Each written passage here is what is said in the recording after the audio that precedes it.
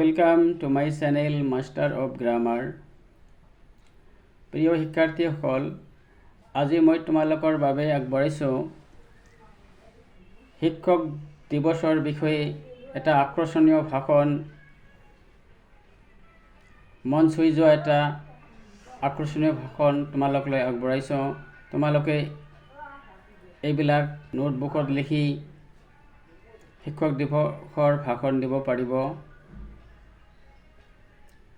তেনেহ'লে আগবাঢ়িছোঁ। নমস্কাৰ, মাননীয় আজিৰ সভাৰ সভাপতি মহোদয়, আমাৰ এইখন বিদ্যালয়ৰ অধ্যক্ষ মহোদয়, শিক্ষক শিক্ষয়িত্ৰীসকল, আজিৰ সভাত উপস্থিত অভিভাৱক আৰু মোৰ সৰু বৰ বন্ধু বান্ধৱীসকল। পোনপ্ৰথমে মই মোৰ শ্ৰদ্ধাৰ শিক্ষক শিক্ষয়িত্ৰীসকলৰ লগতে বিশ্বৰ প্ৰতিগৰাকী শিক্ষক শিক্ষয়িত্ৰীসকলক শিক্ষক দিৱসৰ আন্তৰিক শুভেচ্ছা জ্ঞাপন কৰি মই মোৰ চমু বক্তব্য আৰম্ভ কৰিছোঁ। আজি 5 ছেপ্টেম্বৰ আৰু আমি সকলোৱে জানো যে প্ৰতি বছৰে 5 ছেপ্টেম্বৰ তাৰিখে সমগ্ৰ ভাৰতবৰ্ষত শিক্ষক দিৱস হিচাপে পালন কৰা হয়। এই দিনটো শিক্ষকসকলৰ বাবে এটা গুৰুত্বপূৰ্ণ দিন। 5 ছেপ্টেম্বৰ হ'ল ভাৰতৰ প্ৰথম উপৰাষ্ট্ৰপতি তথা ভাৰতৰ দ্বিতীয় ৰাষ্ট্ৰপতি ডক্টৰ সৰ্বপল্লী ৰাধাকৃষ্ণনৰ জন্মদিন। তেওঁ ৰাষ্ট্ৰপতি হৈ থকা অৱস্থাত ছাত্ৰৰ এটা গোটে তেওঁৰ জন্মদিন উদযাপন কৰাৰ বাবে তেওঁৰ অনুমতি বিচাৰিছিল।